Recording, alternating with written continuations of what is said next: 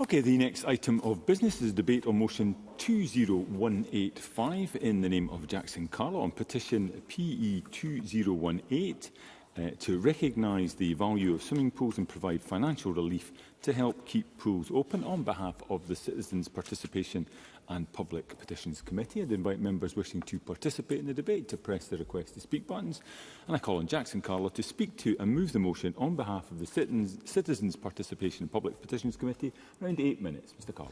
Thank you very much, Presiding Officer. And how exciting on the first day back to be able to bring this debate to the Chamber. And can I start by obviously introducing petition number 2018 lodged by Helen Plank on behalf of Scottish Swimming, and say that the whole of the Petitions Committee was absolutely unanimous and united in the focus that we brought to bring on this petition, and the fact that we've brought it this afternoon before Parliament. And I'd like to thank the clerks for all the hard work they've done, and in particular in the way they've assisted with my individual speaking notes. But can I say, and apologise now, that I do feel it sounds a little bit like the play What Ernie Wise wrote, in that there are just about every hidden reference to water and swimming in here. So if anybody has one of those gongs they want to bang and count up and see whether they can earn some cash during the course of this contribution, then I challenge them to come up with the appropriate figure. So let me dive right in, Presiding Officer, and move the motion in my name. There is a real ethos of swimming in Scotland, and we are starting to take over the British swimming team. These are the words of swimmer Duncan Scott, OBE, Scotland's most decorated athlete at the Paris Olympics in 2024. And let me say, a remarkably impressive ambassador for his sport.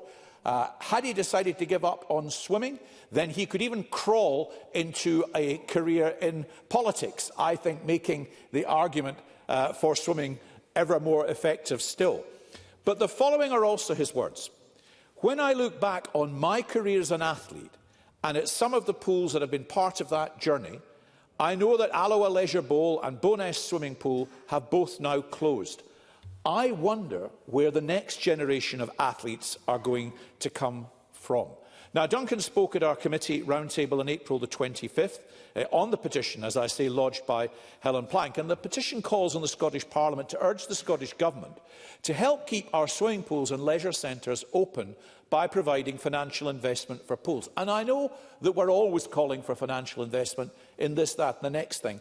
But I think the more evidence the committee heard in respect of this being an island nation, and as I'll touch on later, with the highest deaths from drowning of any component part within the United Kingdom, the importance of swimming cannot be more overstated.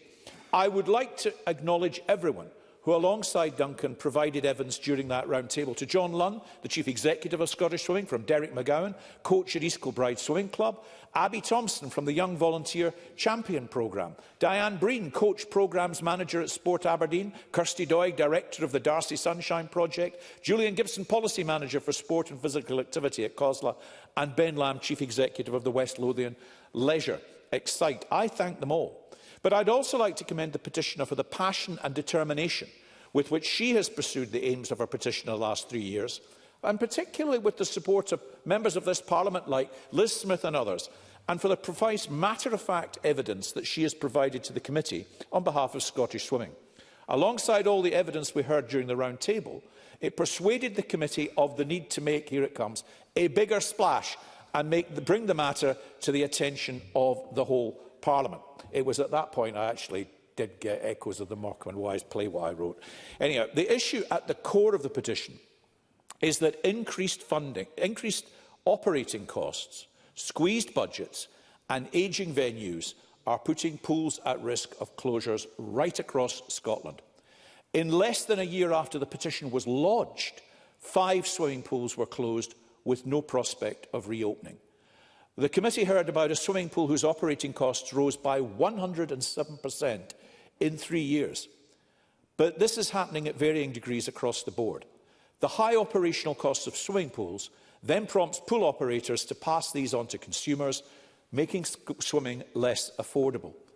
And in many cases, nearly 90% of the income generated and used to run swimming pools and sports facilities comes from the customers. with the other 10% or so coming from the local authority. And we've heard that historically the level of local authority funding was a lot higher, but that has inevitably been forced down due to pressures on funding over the years. Now, the government often indicates in its responses to petitions that such and such action requested by a petition is a matter for the relevant authorities. But these authorities do not operate in a funding vacuum, nor do they operate in a policy vacuum. And in writing to the committee, COSLA highlighted real terms cuts to the core revenue and capital funding for councils, as well as increasingly ring-fenced Scottish Government funding. And because of this, cuts have fallen disproportionately on non-statutory services, including swimming pools, and wider culture and leisure services. We all know this from our own local constituency experience. COSLA suggested that councils require fair and flexible funding in order to protect these vital community services and facilities. I give way to the Cabinet Secretary. Thanks, Carlo, for giving way. Whilst I acknowledge the point that Mr Carlo is narrating on behalf of COSLA, would he accept that the last year's budget did give a real terms increase to local government funding? Whilst I recognise that pressures do still remain within local government, it wouldn't be fair to say that anything other has been provided. Jackson Carlo. I think the point that was being made to us by COSLA and others is that with so many of the different areas being appropriately ring-fenced, the capacity for discretionary action by the councils is limited, and it's falling on issues like swimming pools and other facilities. Now, the core of the petition may appear to be just another matter of public finance. However, the waters run much deeper than that. The committee heard that pools are closing despite the ongoing and continually growing demand for swimming. The 2023 Scottish Household Survey shows swimming to be the highest participation sport for women, but also for people with disabilities. And we also heard, and this is shocking in many ways, that 40% of children in Scotland leave primary school unable to swim. We heard that 75% of P4 pupils who learn to swim are total beginners, with the figure reaching a staggering 90 to 100% for pupils from deprived areas. Now, these statistics become striking when the committee also heard, as I said earlier, that Scotland's accidental drowning rate is the highest of the UK nations. Pool closures, therefore, have a significant impact on people in Scotland and on their chances not just to thrive, but quite literally to survive. Yes, I'll give way to Mr Brown. Thank Jackson Carlo for taking intervention. He mentioned once again pool closures. I'm sure he'll be encouraged to learn that the Alloa Bowl, Leisure Bowl, which if he ever saw it, he would realise how inappropriate it was as a swimming venue in the first place, is to be replaced by a new wellbeing centre, including a swimming pool in Alloa next year. But also in relation to local government finance, will they acknowledge the pressure that PFI payments put on councils, especially their education and sporting budgets, is a bigger factor in relation to what they can afford to do in relation to swimming than anything else? Jackson Carlo. Well, I mean, the committee heard extensive evidence, I have to say to Mr Brown, and that was not part of the evidence represented as he has just made it, that we heard from all of those who did. They talked about the pressures on funding and also, as I said earlier on, the ring-fencing of funding and the fact that that then impacts directly on the discretionary funding that they have and that swimming pools and sports facilities are function as a result. I'm obviously delighted if there is a swallow. It's not a summer, and that's the issue, unfortunately, that I think we have, and which ought to be concerned to all members, because we are talking here about the future lives of people who will be unable to swim in an island nation where, disgracefully, we have the highest accidental drowning rate. Give way to Mr Sweeney. Paul Sweeney. I thank the committee convener for giving way. He makes a very powerful point about life-saving, and particularly in an educational context, teaching children the confidence of not just swimming in a pool, but also open water swimming and having the appropriate safeguards in place for dealing with challenging conditions in open water swimming. Jackson Carlo. That the committee took, and it is a view that some councils take, but increasingly fewer because of the very pressures and considerations that I've detailed so far in my remarks. Both the committee and our witnesses acknowledge the role of local authorities, the importance of local democracy. However, we have heard that the current approach is piecemeal and demonstrably inadequate. Our witnesses have instead advocated for the establishment of a national task force to explain how swimming pools can be kept open, how access can be maintained for people, and what sustainable models can be developed for the future. And this task force would be made up of local authorities, trusts, Sports Scotland, Scottish Swimming, and of course the leadership of the Scottish Government. And the committee has asked the Scottish Government what consideration it has given to potentially establishing such a task force. But in my view at least, the Government has yet to answer this substantive question. Our witnesses wholeheartedly supported the introduction of a statutory duty to ensure every child in Scotland has the opportunity to learn to swim. I think that was what Mr Sweeney was alluding to. Scottish Swimming has lobbied hard to get swimming back on the school curricula, and we understand there is cross-party support for that. The Government's position is that education authorities and individual schools are best placed to decide the content of their lessons, and that there may be specific challenges for schools in terms of distance from or access to swimming pools. I must say that argument does not hold much water to the committee, when maintaining wide access to swimming pools is precisely what the petition is trying to achieve. I would therefore hope to hear the Minister provide more substantive responses, both regarding the establishment of a potential task force and regarding the statutory duty to have swimming as part of the school curricula, as advocated by our witnesses. The committee is persuaded that the amplitude and seriousness of the situation demand much more than the business-as-usual engagement between stakeholders. It demands much more than the treading water commitment to working together. It demands a clear plan for the whole of Scotland, and it demands action to implement such a plan. In the absence of support, swimming pools across the country will find themselves in deeper water. If they do, keeping their heads above it may well become impossible. That is the challenge we all have to rise to, face and meet. Thank you. Just to advise the Chamber that we are already running a little behind schedule, so I'm going to have to keep members to their speaking time allocation. I call the Cabinet Secretary up to 7 minutes. Thank you, Presiding Officer. I acknowledge the motion put forward, and I thank Jackson Carlaw, the committee convener, for setting out his case with his usual rhetorical flourishes. Whether these ones are by his hand or others, I recognise the good humour with which he is setting out his case. But also that beneath that there is a very serious issue that we agree needs to be contended with. I also thank Helen Plank, I thank Duncan Scott, all those who contributed to the committee inquiry. As the Cabinet Secretary for Health and Social Care, I firmly believe that sport and physical activity should be accessible to everyone. Every individual deserves the opportunity to participate and have access to facilities that make this possible. Swimming pools are far more than buildings filled with water. They are important community spaces, places that promote health, safety, social connection and personal growth.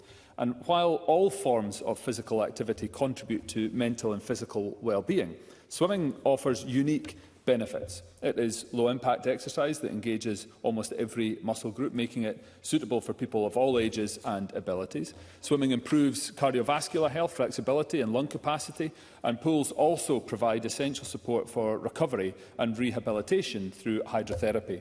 Hydrotherapy is particularly effective for conditions such as osteoarthritis, chronic fatigue, fibromyalgia, helping to reduce pain, improve circulation and ease stiffness.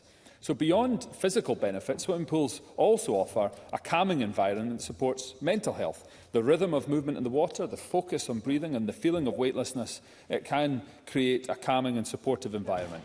Swimming also has been shown to reduce stress, anxiety and symptoms of depression. I'll take one, Presiding Officer. Briefly, Rachel Hamilton. You describe that it saves health and social care money and it promotes well-being, but Jedburgh and Selkirk pools are being shut and the community are being called upon. Now, will the Cabinet Secretary look at the percentage of the Barnett consequentials of the 63 million that's being supported in England to support pools and bring that to Scotland? Cabinet Secretary. Have passed over significant Barnett consequentials, as I'd set out in my intervention to Mr Carlaw around the increase to local government funding, which I will come to in more detail. But of course, these are local decisions that need to be taken. I'm of course more than happy to consider any approaches on matters of individual cases, but they are for local decision makers to take forward. Public leisure facilities also play a crucial role in tackling loneliness. Activities such as aquatic exercise classes for older adults not only improve balance and strength, but also foster social connections, often extending past the pool to the cafe and wider community. For children and young people, of course, swimming pools offer more than just exercise. They offer the chance to learn a life-saving skill, as Mr Carlaw, Mr Sweeney set out. They build confidence and a sense of achievement, and we believe that every child should have the opportunity to learn to swim. It can save lives. It can lead to a lifetime of enjoyment through swimming, as Mr Scott highlighted in evidence. However, we know that there are significant inequalities in access to swimming lessons. That's why we funded swimming pilots in partnership with Sport Scotland and Swimming Scotland. These pilots demonstrated that the school swimming framework is the most effective model for enabling children to learn to swim, particularly in addressing poverty-related barriers to access.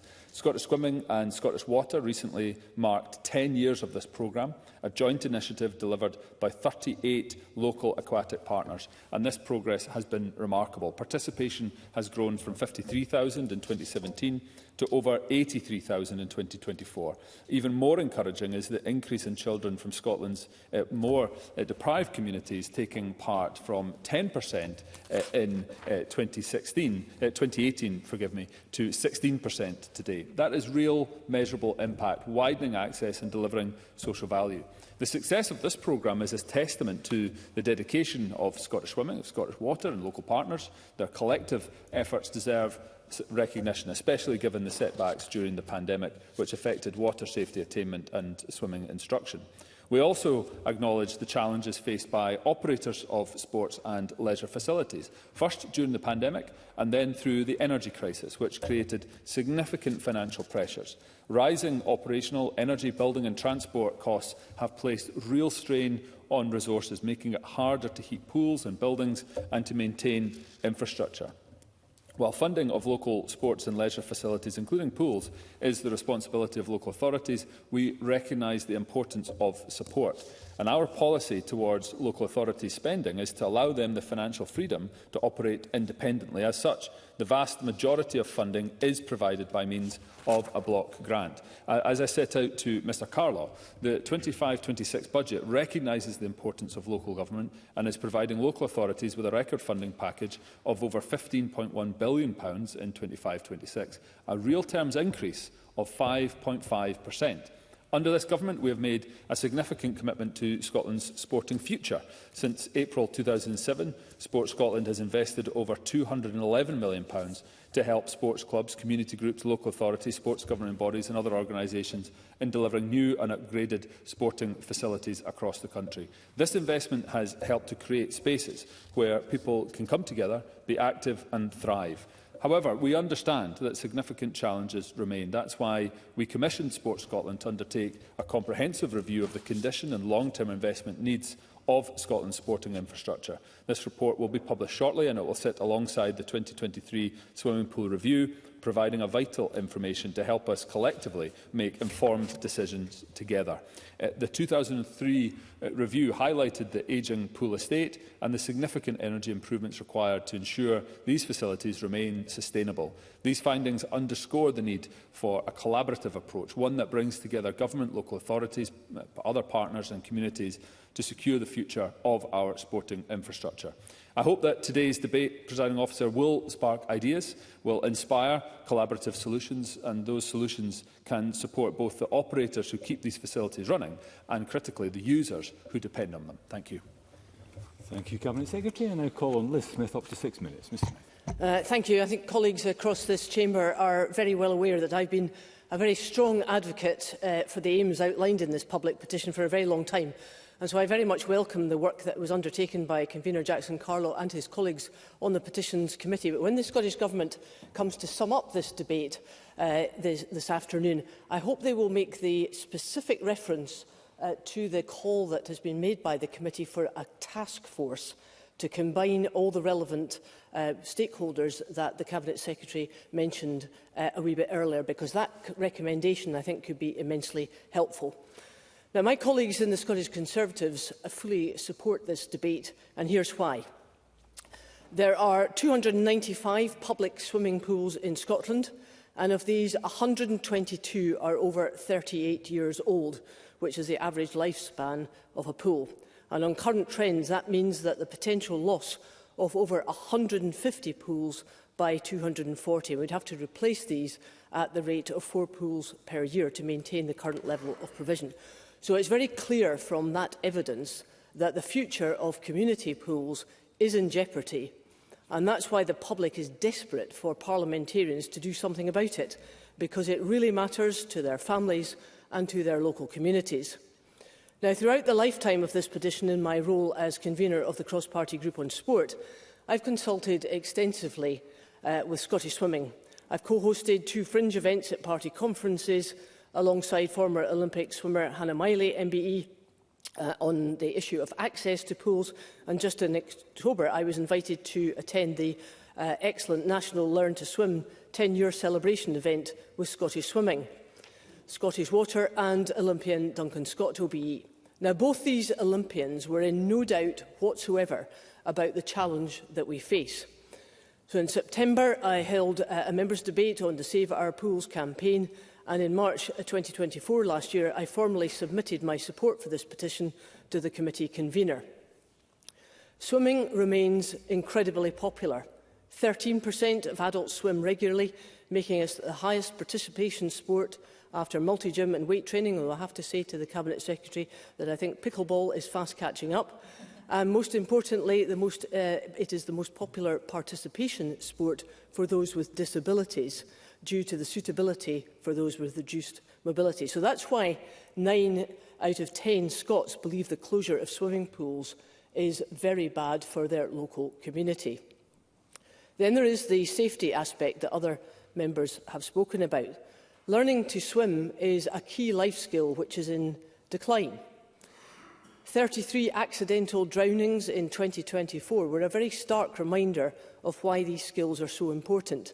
And in a country with such an abundance of lochs and rivers, reservoirs and beaches, we must be ever more vigilant to the dangers of water and ensure that all children have the basic ability to swim. And at this point, can I just issue a warning to some of the influencers on platforms such as Instagram and TikTok who are irresponsibly advertising some of these dangerous locations as beauty spots at the same time as withholding key information about safety. That is unacceptable in this age of mass social media. Presiding Officer, it is the issue of school swimming which concerns me most, because it is still a target for some local authority cuts.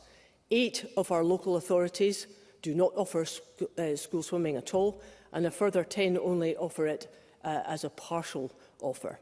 And that brings me to the point of the postcode lottery of those who are able to access Learn to Swim programmes. Disadvantaged children in deprived communities are far less likely to be able to access swimming, both because of the rising costs of lessons and the lack of provision at school. My primary driver for bringing forward legislation on residential outdoor education was to address the inherent unfairness that so many children were not being offered the opportunity because of their circumstances. Much in the same way as outdoor education, studies have shown that this is true for swimming too.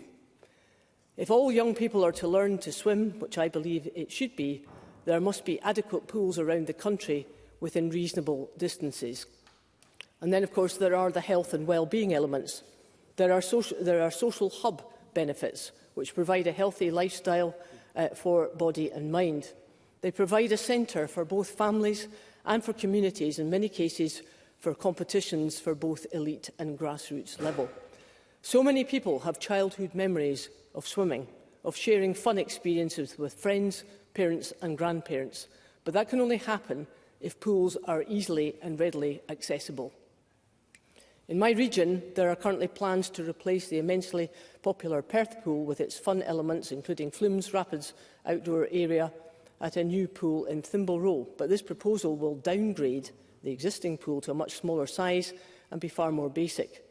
It would not even include on-site parking in the middle of Perth, suggesting that a total absence on the reality of the planners involved, as they simply do not care whether this facility is actually used. So to keep the current level of swimming provision available, it will require a sizable financial effort and reallocation of resources. But I believe it is an investment well made. And I would urge the Scottish Government to consider the potential preventative spend that facilities such as swimming pools provide, and to look at its own strategy on health, which pool closures on this rate of closure are not compatible with. The Scottish Government was persuaded, when it came to residential outdoor education, that they had to have a change of heart. And I hope they will be persuaded of the same thing when it comes to swimming. Most importantly, Deputy Presiding Officer, the public overwhelmingly want pools to remain open, and we are all here today to represent their views. I continue to wholeheartedly support Petition PE2018, and I call on the Scottish Government to act on Scottish Swimming's calls for a sustainable financial investment. Thank you. Well, Neil Bibby, up to 5 minutes, please. Thank you, Presiding Officer, and a Happy New Year to you and everyone across the Chamber. Scottish Labour very much welcome this debate, and I thank Jackson Carlaw and the Parliament's Petitions Committee for securing it, given how precious parliamentary time is. This matters, and I commend the excellent work of Scottish Swimming staff and athletes in strongly advocating campaigning for swimming to be accessible to all. That is needed because swimming, as we've heard, is a life-saving skill. Swimming can boost the health and well-being of all ages, and it can ensure our children and young people have the skills they need to stay safe in the water. But we should listen when Duncan Scott, Scotland's most decorated Olympian, warns this Parliament that the number of drownings will only increase as a result of pool closures. Because it's harder for our kids to learn to swim if the doors to the pools are locked. It's harder for them to learn when swimming pools in Scotland close or community pools cut their opening hours. It's harder when the cost of swimming sessions rises, and it's harder when the cost of a swimming lesson doubles, as has been the case since 2018. And we know it is the poorest kids that are priced out. It's harder when the pandemic resulted in waiting lists growing for kids awaiting swimming lessons. Everything right now seems to be making it harder and harder, and it is our job to make it easier. The petition before us urges the Scottish Government to keep our leisure facilities open. It calls for urgent financial investment. And we know why this is needed. Underfunding of Scotland's local councils by the SNP Scottish Government for years has resulted in local authority budgets being decimated and councils having less money to spend on leisure services and having to make difficult decisions. And the Cabinet Secretary can point to the last financial year. Well, they had £5 billion extra from the Labour Government, so he could hardly have cut the budget for local councils yet again. And not only that, I'm limited for time, Cabinet Secretary, not only that, as I told the Petitions Committee last year, when the Scottish Government in this term of Parliament received £6 million of Barnett consequentials linked from the previous UK Conservative Government from the Swimming Pool Support Fund, the Scottish Government resisted passing that money directly to local councils, despite colleagues urging them to do so across the Chamber. I'll give way if it's brief. I'm limited for briefly, Cabinet Secretary. I make the point again that we were just hearing about from an evidence that Mr Carlaw pointed to from COSLA about the need to ensure that we didn't have restrictive ring fencing of funding. I've just set out the increased funding that has been given to local government through a 5.5% real terms funding increase. That gives, yes, there are pressures, of course there are pressures, but this gives local government the choices to be able to invest in these facilities. I don't know if the Cabinet Secretary was listening before I gave him the intervention. I just said you had £5 billion extra from the Labour Government last year. You could hardly have cut the local council's budget. It is harder for people to access swimming pools and access swimming lessons just now because the Government has made it harder for councils to fund them for years. Presiding Officer, of course, it is important to recognise that swimming pools are expensive to run, and it would be remiss not to acknowledge that energy costs are a significant part of the reason for this. Soaring energy bills over the last few years have resulted in open hours being cut and temperatures dropping in our pools. Stabilising and reducing energy bills and investing more in clean energy through GB Energy, as the UK Labour Government are doing, therefore needs to be a priority and can potentially help our swimming pools and other sporting facilities. But we should remember that these facilities have survived crises in the past, including the energy crises, and they can do so again. Yet in recent years they have faced this double whammy from cuts to council budgets and rising energy costs.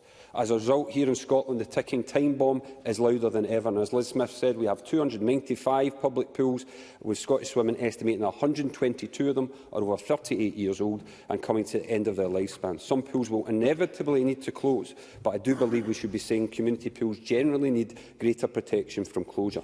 We therefore must come together and establish, as has been suggested already, a cross-party working group task force, along with Scottish Swimming, our local councils and leisure trusts, to develop a plan for a sustainable future for swimming in Scotland. This petition is about more than just bricks and mortar. Swimming pools are a means to an end for boosting physical strength, for supporting mental well-being and saving lives. Yet under this government's watch, 40% of our children are leaving primary school unable to swim. We are robbing them of their safety in a country where the drowning rate is double the UK average. My party, Scottish Labour, is fully committed to changing that. We will ensure every child in Primary 5 has a chance to swim and learn the basics of water safety. We will work to fully enact Scottish Swimming's National Primary School Swimming Framework, which I was pleased to see first-hand at Gracemount Leisure Centre in December. We will also conduct a national audit of school swimming provision to identify the pupils most at risk. And most importantly, we will provide the £6 million investment to make national implementation of school swimming a reality. Presiding Officer, after 2 decades of decline, there is no doubt public assets like our swimming pools have never been more under threat, and time is running out to do something about it. I hope, therefore, we can agree that we need to work together across the chamber before and after the election to secure the future of our swimming pools and give every child the chance to swim. Thank you. Before calling the next speaker, just to advise the Chamber, we've already got a later decision time. We're now quite far behind the time for this debate, and therefore members will have to stick to their speaking time allocations. Any interventions will need to be brief and accommodated. I call Patrick Harvey, up to 4 minutes. Thank you, Presiding Officer, and can I thank the committee for the work that they've done, and of course thank the petitioners as well for raising the issue. I'm going to mention 2 particular pools and 2 particular communities in order to illustrate 2 specific points in the limited time that I've got available. Those communities are Govan Hill in the south side of Glasgow and the Whitehill pool in Denniston in the east end of Glasgow. Both closed already. These are both communities that have lost their pools. In Govan Hill's case, 25 years ago or so, the council decided, against valiant efforts by the community to save that pool, the council decided to close it. And since then, the community, driven by their passion for what could be brought back to life, have, in the voluntary sector, in the non-profit sector, independently attempted to bring not just the building, but all of the services that it brings together back to life. They understand, as others have said, that swimming pools are more than just swimming pools. They are community hubs. They can reunite people across different demographics. They can foster a local identity.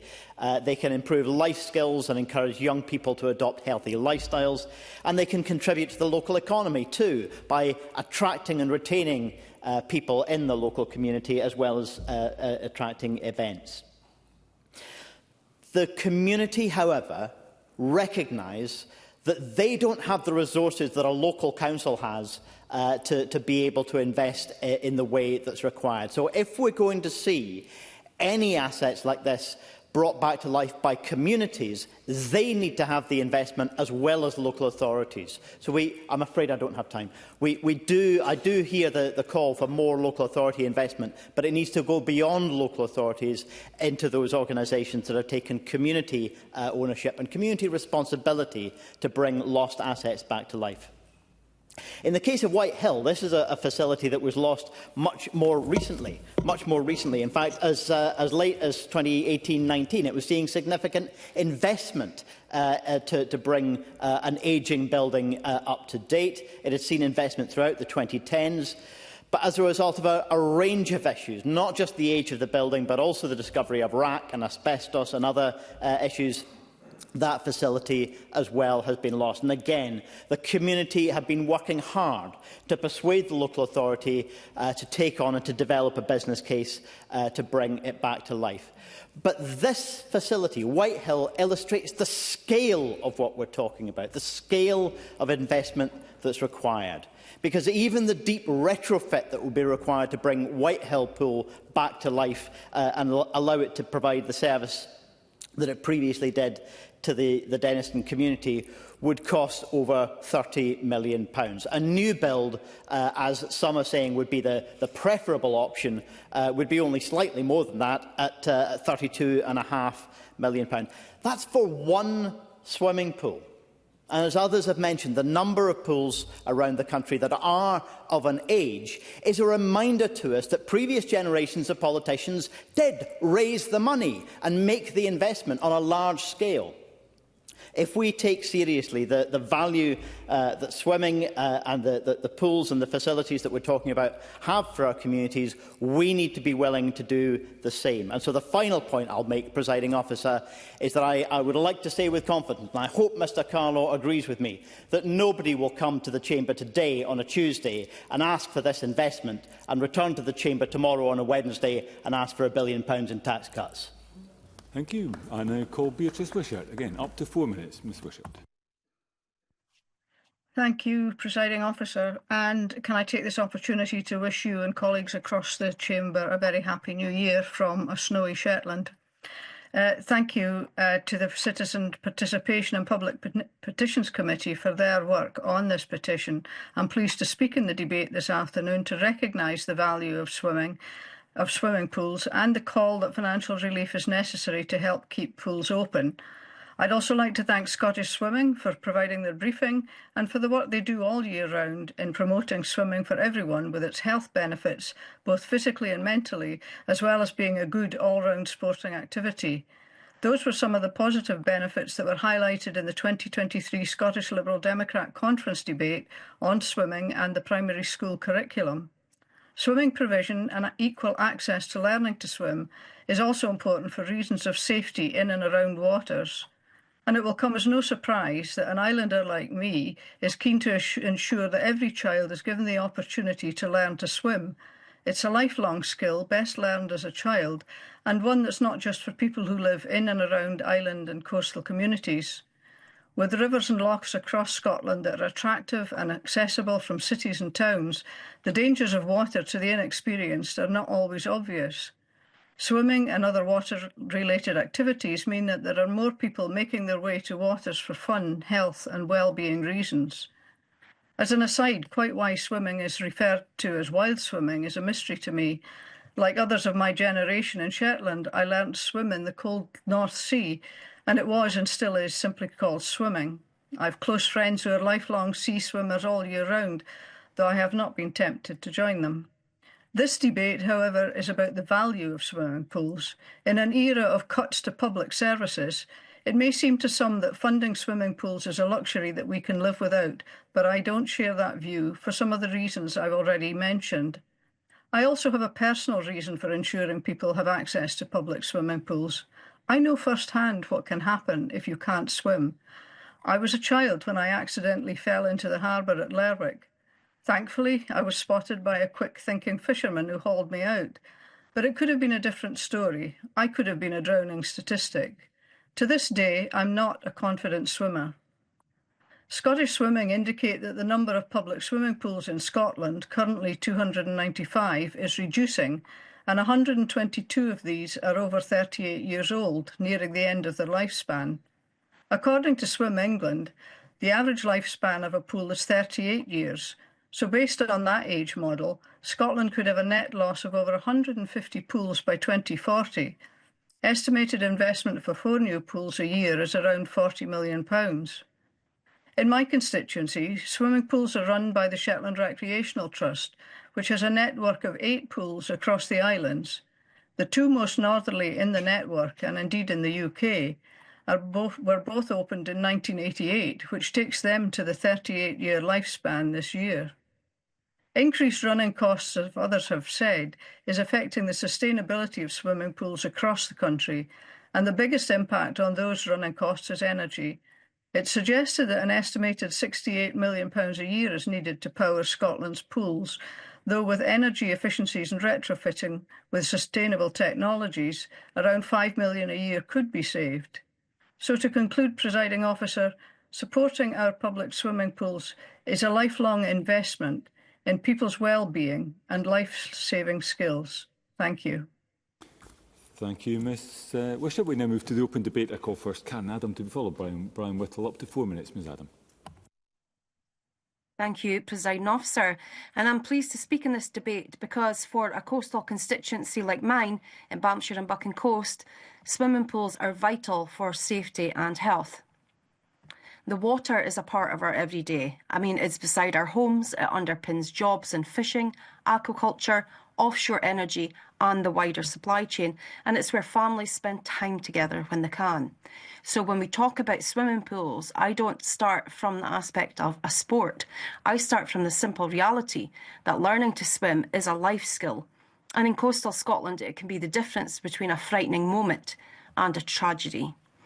And there's a rural reality here that it's easy to miss sometimes, but when a pool closes and people are told there's another one over there can be completely out of reach. In rural Scotland, distance doesn't just inconvenience people, it absolutely excludes them. That's why pools matter far beyond leisure. They're where children build confidence in the water, where older folk keep moving when other exercise options are too hard on their joints, and where someone living with severe pain or disability can access low-impact activity that simply isn't available elsewhere, and where you see the quieter mental health benefit of routine and self-care. And this is also where the idea of a well-being economy becomes practical and not theoretical. If we're really serious about prevention, we have to protect the local services that reduce harm and keep people well, because if we strip them out, the costs don't disappear. They just land later in poorer health, greater inequality and higher pressure on other services.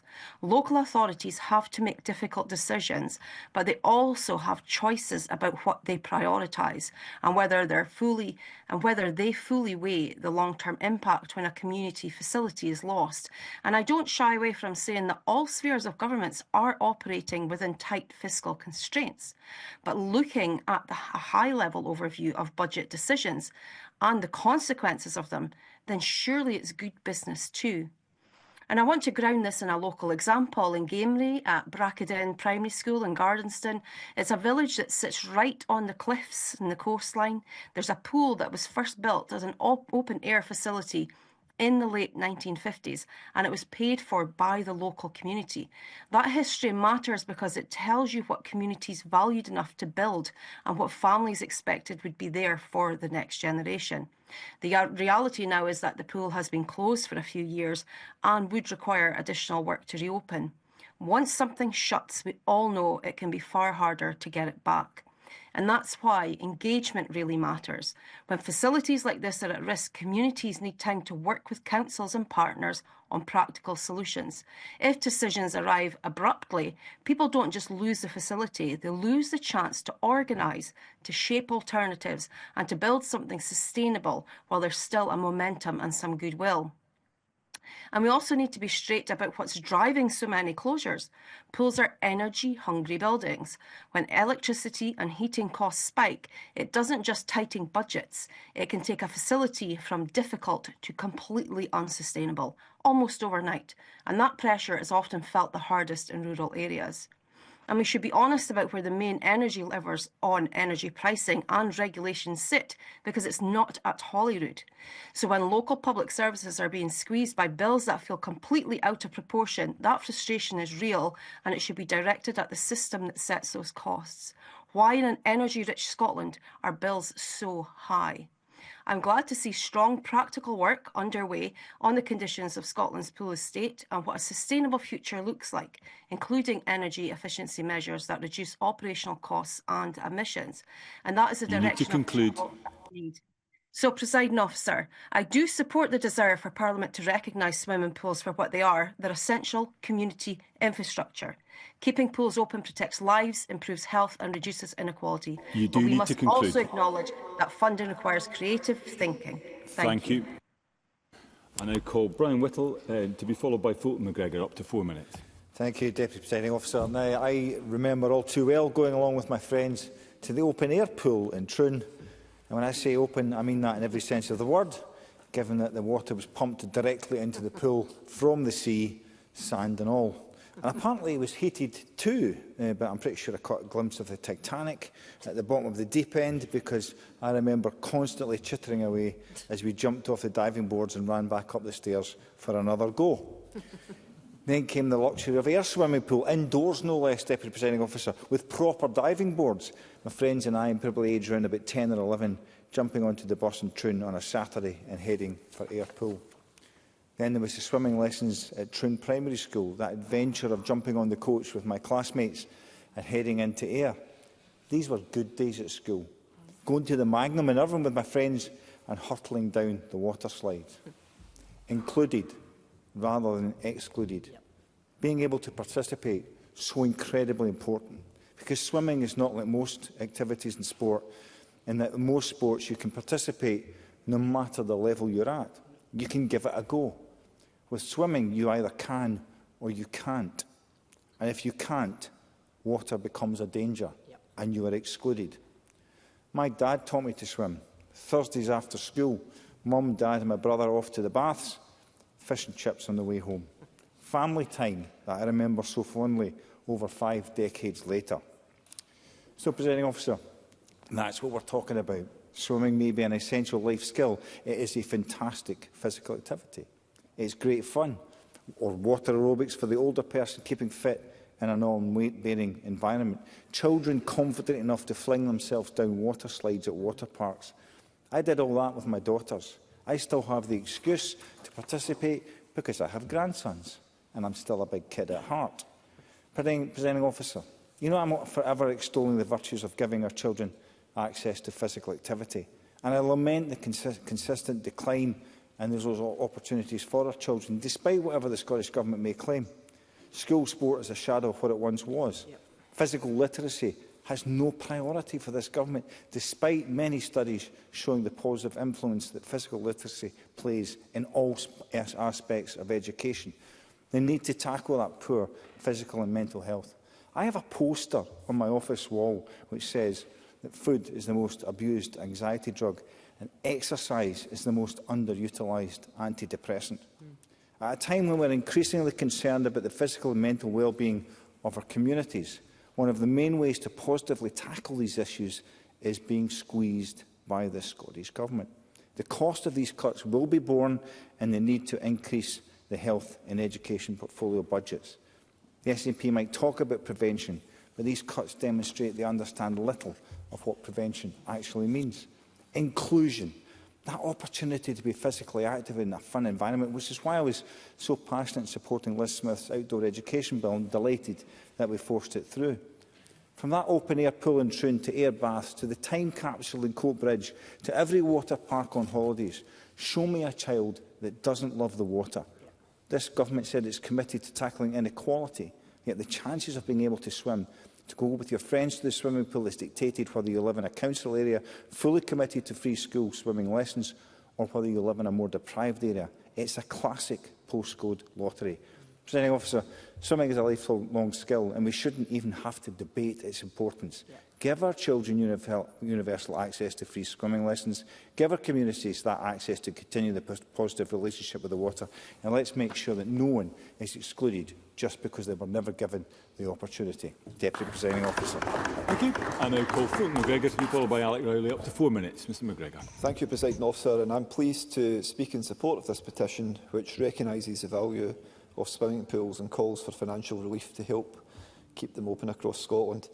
And this is an area that I have also been long advocating for here in this Parliament. Indeed, in this parliamentary session, I've lodged 2 motions on the topic, both of which achieved cross-party support. And back in March 2023, I held a successful garden lobby event entitled "Everyone Can Swim, Save Our Pools." So this is something that I'm also quite invested in. Swimming pools, as others have said, are vital community assets. They play a central role in reducing the risk of drowning, improving physical and mental health, and they support well-being across all age groups. They provide structured, safe environments in which people can build confidence, learn life-saving skills and maintain active lifestyles. Scottish Swimming has estimated the social value of swimming in the UK at almost £2.5 billion, illustrating that modest investment now can deliver significant long-term benefits for society. And I think, like Karen Adams said, we must also challenge the perception of swimming as simply another leisure activity. Swimming is a life-saving skill. For many of us growing up, swimming lessons were embedded within the school curriculum, ensuring that every child, regardless of background, had the chance to learn. And I think that sense of universality has weakened. Today, access to swimming lessons can depend on whether families can afford them and whether a local pool still exists and can accommodate the lessons.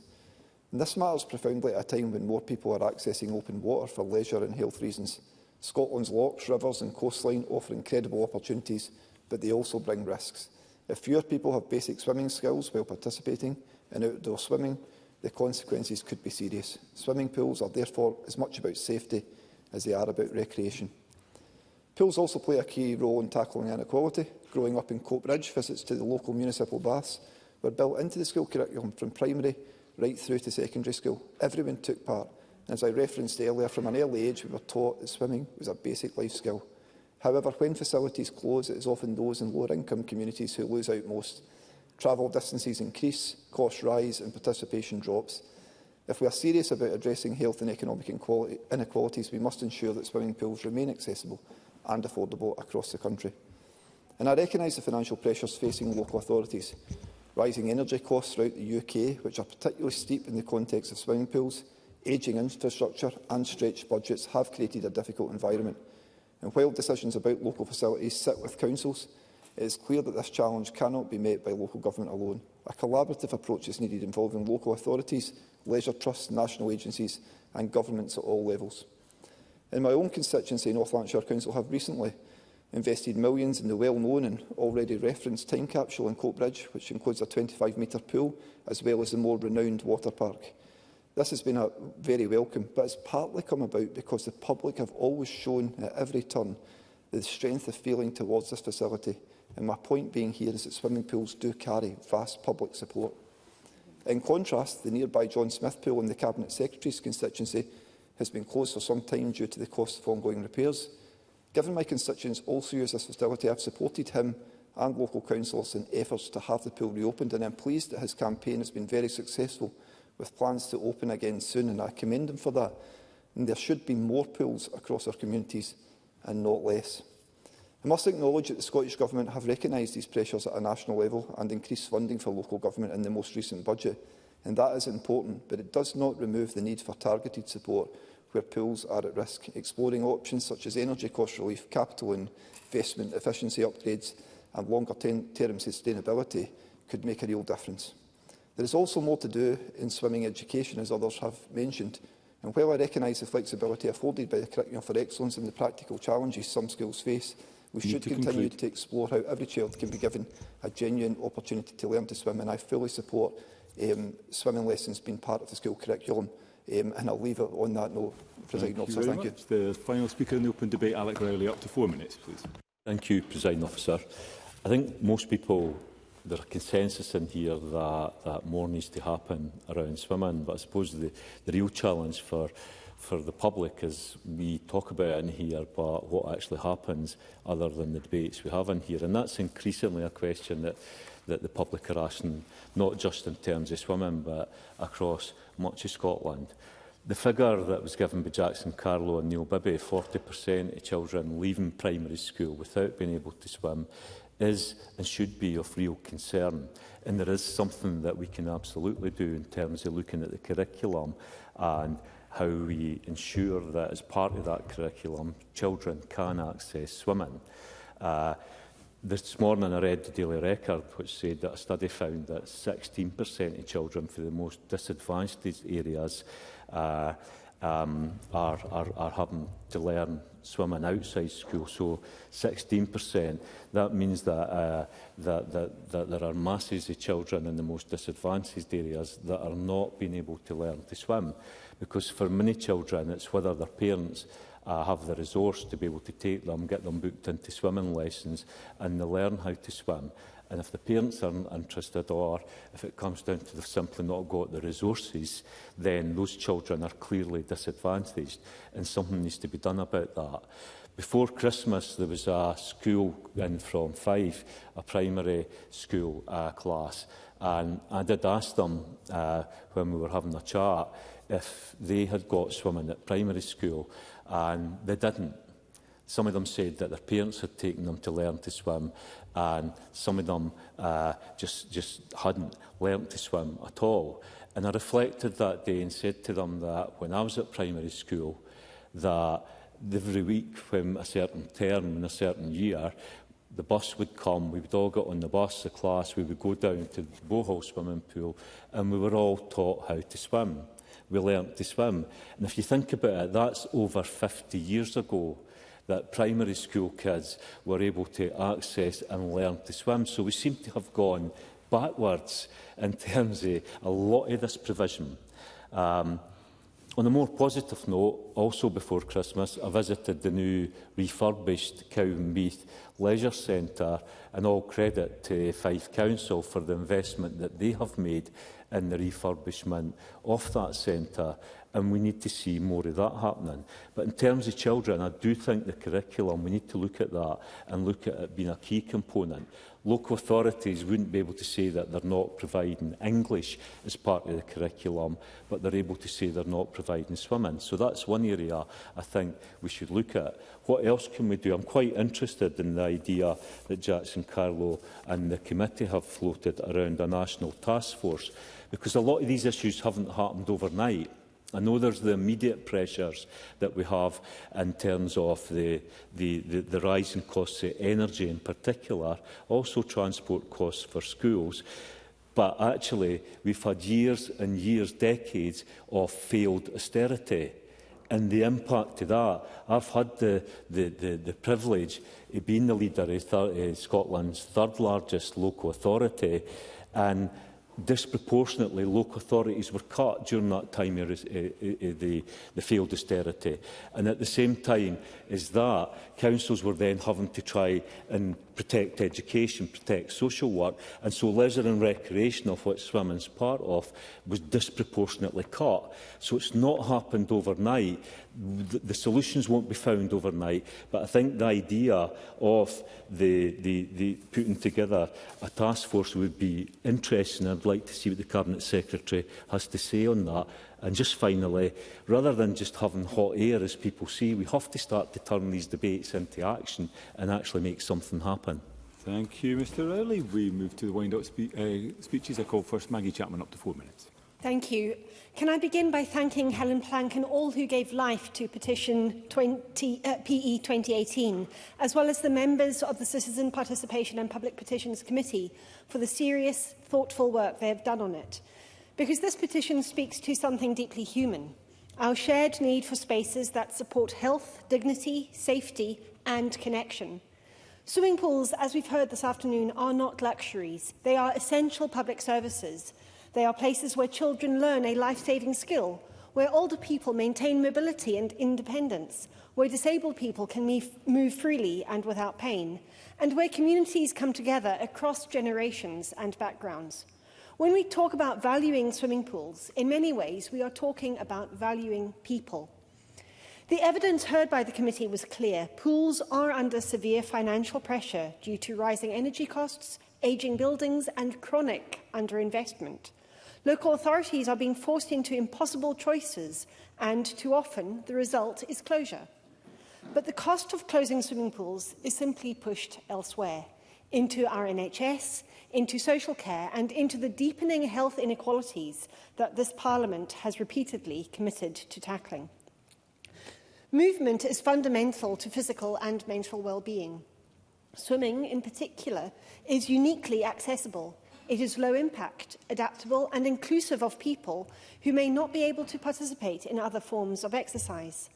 For many, the local pool is the only affordable, safe place to be active. Removing that option does not save money in the long run. It stores up harm. Swimming is also about safety, as we've heard from many contributions this afternoon. In a country with so much coastline, so many rivers and lochs, the ability to swim can be the difference between life and death. Closing pools undermines our collective responsibility to keep people safe. We see the real-world impact of these decisions very clearly in the northeast of Scotland. In Dundee, current proposals to close swimming pools have caused deep concern among parents and communities who understand that once these facilities are lost, they are unlikely to return. The closure of Gardyne College's swimming pool has already removed a vital resource used not just by students, but by local residents, older people and disability groups. And yet, we also see what is possible when communities are listened to and supported. In Aberdeen, Bucksburn Pool was saved from closure because local people refused to accept that losing their pool was inevitable. They organised, they made the case for the pool's social value, and they were right. That pool is now recognised not just as a building, but as a cornerstone of community well-being. These stories tell us something important. Decisions about pools should not be made on narrow financial spreadsheets alone. They must account for social value, preventative health benefits, and the voices of the people who rely on them most. Scottish Greens believe in strong, universal public services delivered as locally as possible and funded fairly. We believe that public infrastructure should serve the common good, not be quietly dismantled when budgets tighten. Recognising the value of swimming pools means backing that belief with practical support, targeted financial relief, national leadership and long-term planning that treats pools as part of our health and well-being infrastructure. This petition gives us the opportunity to do exactly that, to say clearly that keeping pools open matters, that accessibility matters, that community matters, and that prevention, dignity and well-being are worth investing in. So I urge the Scottish Government to take this petition seriously, to act on the committee's findings and to work with communities and local authorities to ensure that swimming pools everywhere remain open, accessible and valued for generations to come. Thank you. I now call Paul Sweeney. Up to 4 minutes, please. Presiding Officer, Happy New Year to you and colleagues across the Chamber. And I commend the Citizens Participation and Public Petitions Committee for tabling this motion for debate, which I was pleased to sign, and to extend my thanks and congratulations to the petitioners led by Helen Plank on behalf of Scottish Swimming, and all of those who have signed and supported it in highlighting the critical value of public swimming pools across Scotland. This debate provides a timely opportunity to focus on the urgent need for continued investment in these municipal facilities, including many examples that have been cited by members, and certainly recognised my colleague Patrick Harvey in Glasgow recognising Whitehill Pool in Denniston, a vital asset for the communities of Glasgow's East End. And I would urge the Scottish Government to work with Glasgow City Council and Glasgow Life to secure its future. This pool is one of the older ones. It was mentioned that the average age of pools in Scotland are significantly older than usual and across the rest of the UK.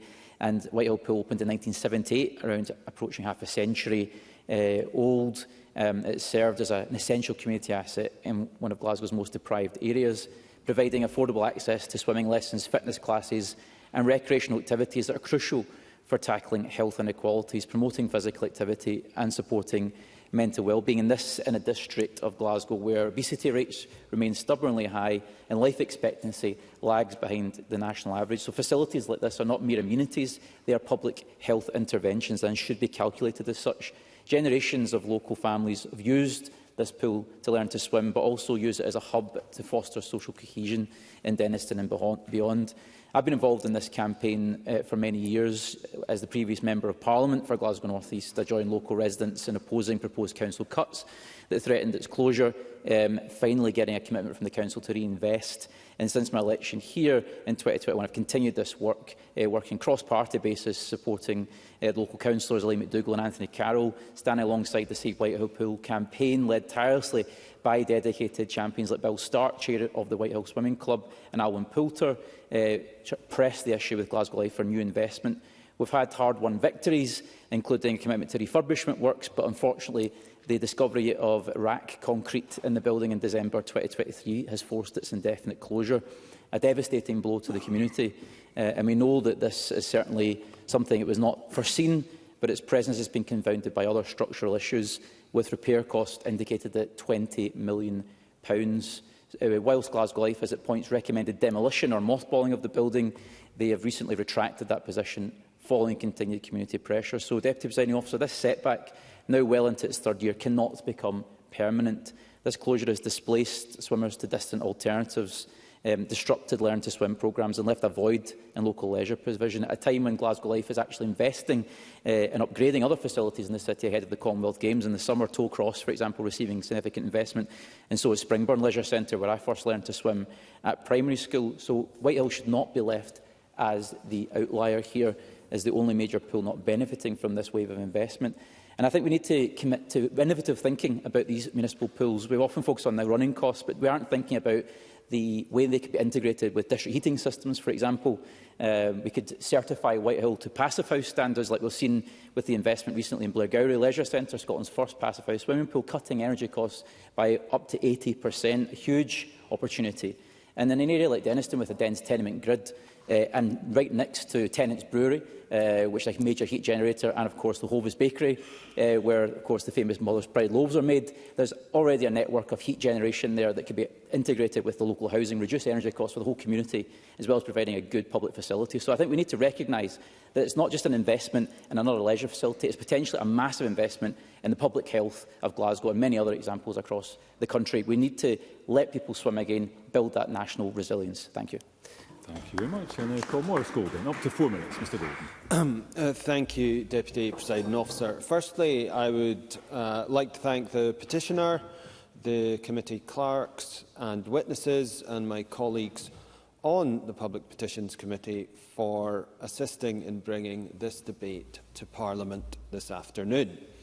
And reflecting on today's debate, much has rightly been made of the vital role swimming pools play in our communities, from keeping people active and reducing future pressures on the NHS, to ensuring children can learn to swim, right through to supporting those who swim competitively.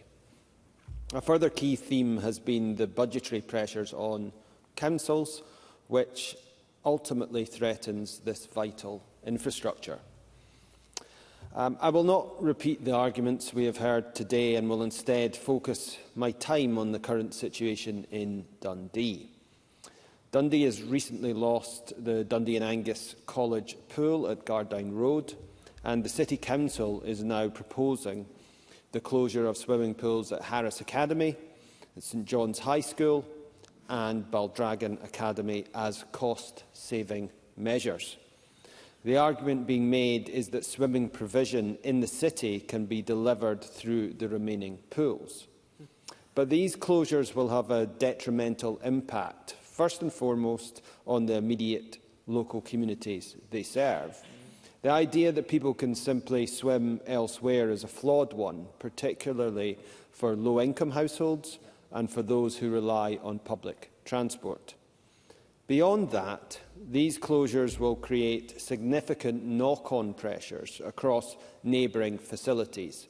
Menas Hill, where I grew up, Dundee City Aquatics and Whitehall Swimming Club have both highlighted the devastating impact this would have on their clubs. More swimming lessons will be squeezed into the remaining pools. Clubs will compete for increasingly scarce pool time, and other users will be crowded out. Public and recreational swimming, especially in the evenings, will be heavily impacted.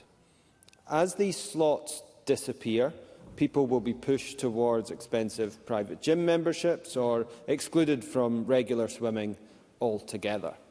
Swimming should not become a privilege only for those who can afford private facilities. At the heart of these proposed closures are the high energy costs associated with heated swimming pools. But rather than closing facilities, the starting point must be to reduce those energy costs in the first place. Many pools, as we have heard, were built at a time when energy efficiency was not a design priority, and there is clear scope for savings. From the simplest measures, such as staff energy awareness programmes and modest temperature reductions where appropriate, to capital investments like pool covers, building insulation and solar heating, there are practical steps that can and should be explored. There are also more innovative approaches. I was particularly interested to learn about the move Urston Leisure Centre in Greater Manchester, where swimming pools are heated using excess heat from data centres. These projects save tens of thousands of pounds in running costs while cutting carbon emissions. Deputy Presiding Officer, in closing, there has been a clear recognition throughout this debate of the financial pressures facing local authorities. I echo those calls made today to ensure that we do provide Scottish people with sustainable funding and long-term solutions. Thank Thank you. And I call the Cabinet Secretary up to 5 minutes, please. Officer, thank you. I'd like to thank again the Petitions Committee for bringing forward this motion on what is, without question, a really important issue. Today's debate has clearly demonstrated the vital role swimming pools play in our communities and the wide range of benefits they bring, not least their positive impact on children and young people, something that Mr Whittle and others were alighting on. However, this discussion has also highlighted the significant challenges that exist. As I stated earlier, I firmly believe that everyone should have the opportunity to participate in sport and physical activity, and that requires access to facilities that make this possible. And in that regard, I absolutely agree with the sentiment set out by Liz Smith around the impact that closures of pools have on local communities. And Mr McGregor was seeking to make me blush in terms of the work that's been done in collaboration with community groups in Airdrie and Coatbridge in order to see the John Smith Pool in my constituency as seeing investment from North Lanarkshire Council. When the Future of Swimming Facilities in Scotland report was published, it identified that there were 396 swimming pools across Scotland. Yet it also confirmed that this estate is ageing. Over half of these facilities are more than 36 years old. And while a pool can remain open and operational for around 60 years with proper maintenance and refurbishment, without sustained investment, the number of facilities will decline. That point, I think, was being made by Mr Harvey. The recent Audit Scotland report into Culture and Leisure Services confirmed that spending has reduced by 3% in real terms over the last 5 years since 2018-2019, emphasising the importance of local decision-making. Energy efficiency is another critical issue. Rising energy costs are placing enormous pressure on budgets, and this affects the availability and affordability of community programmes, risking their continuation or forcing higher costs that make them less accessible, particularly for those who rely on them most. I will come to Mr Harvey shortly. As Karen Adams said, the UK Government has a role to play in addressing energy prices, and we have repeatedly called on them to address these issues rather than provide ad hoc funding which only serves as a temporary fix. I give way to Mr Harvey. Patrick Harvey, briefly. I'm grateful. Will the Cabinet Secretary make sure that there are discussions happening across portfolios on this question of energy? Because publicly owned pools, as reliable, predictable consumers of energy, could help to make publicly owned heat networks more economically viable, and vice versa, those heat networks making the pools more economically viable as well. Cabinet Secretary.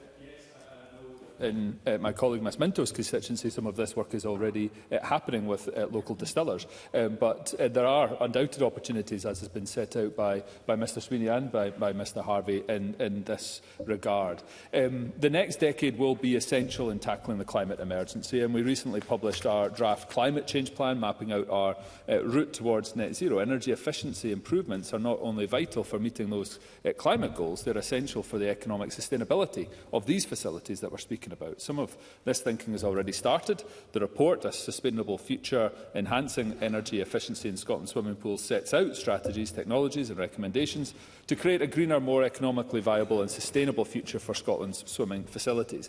Earlier, I referred to the Facilities Estate Review, which Sport Scotland has undertaken, and this will be published shortly and will help us with a better understanding of the current condition of the wider estate. And if it's to respond to the task force point, I'm happy to give way to briefly Jackson Carlo.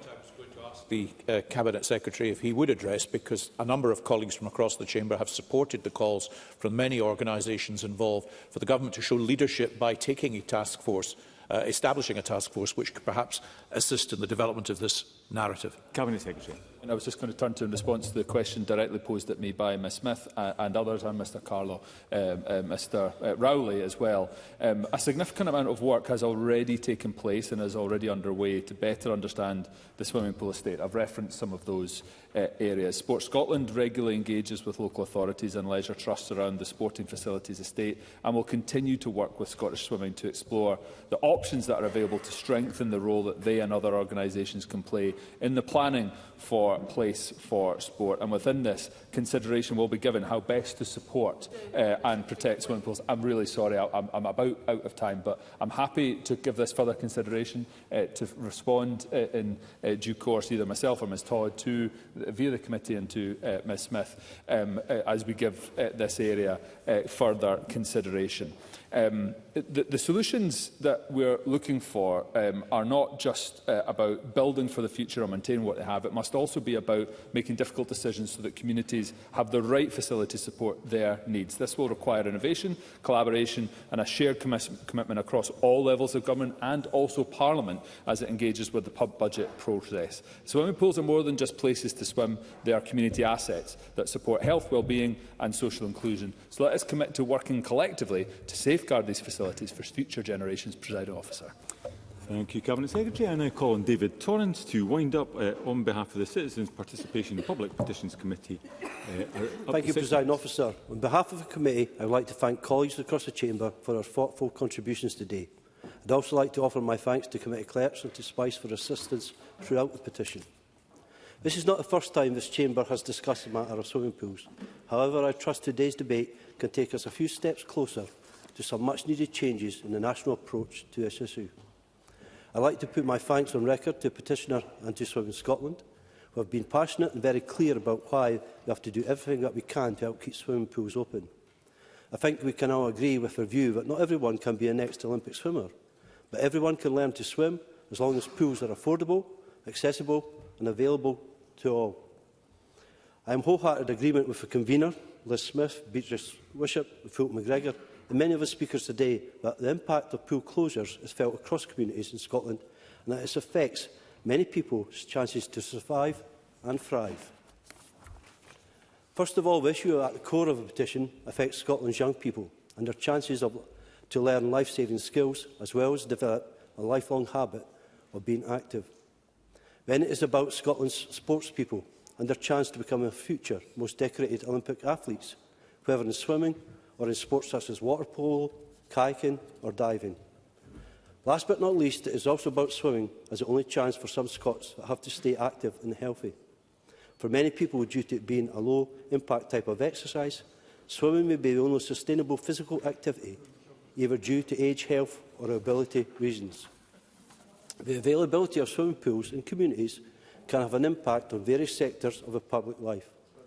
And it could even be argued that ensuring their continued availability and accessibility is a matter of public health. I would like to focus on the benefits of swimming for people over the age of 65 and why it matters right here in Scotland. Swimming is one of the safest and most effective forms of exercise for older adults because the water supports the body and there is very little strain on joints and bones, making it ideal for those living with arthritis, joint pain or reduced mobility. This gentle resistance builds muscular strength and improves flexibility without the risk of falling, a key advantage for maintaining independence as we age. We know physical activity matters, yet in Scotland only 55% of adults aged 65 to 74 currently meet recommended activity levels, and that the number drops further after the age of 75, especially among women. Beyond the physical benefits, swimming boosts mental well-being.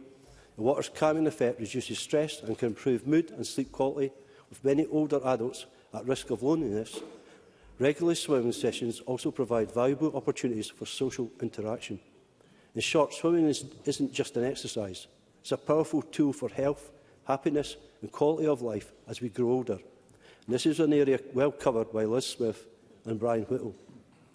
The petitioner has also presented us with evidence that regular swimming plays a major role in prevention and management of a multitude of health conditions, including obesity, diabetes, dementia, depression, cancer, strokes and heart disease. The petitioner has argued that swimming can contribute to important public health savings in terms of cost and resources. But swimming pools are not a priority only to Swimming Scotland. We have also heard evidence which demonstrates undeniable national support for our swimming pools. A survey by JIL Partners showed the following. 95% of Scottish people believe that swimming pools are important for safety. 88% of Scottish people see swimming pools as a community asset.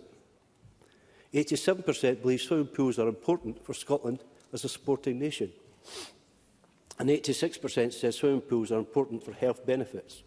69% believe they are important for social interaction. It is the committee's strong hope that the Scottish Government now sees swimming pools as a priority, and it does all it can to keep them open. Liz Smith, Beatrice Wishart, Philip McGregor, Alex Rowley, Paul Sweeney, a whole list of speakers today.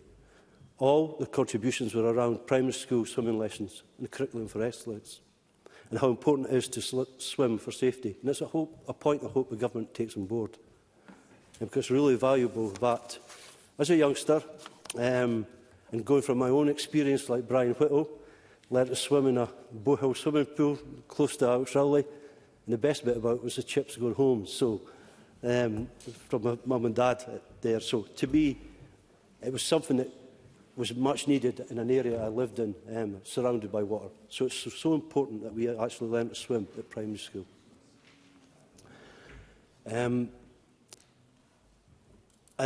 Liz Smith also mentioned the present value of swimming pools and the reference made by Mary Chatton, how important they are, and Patrick Havley, to communities.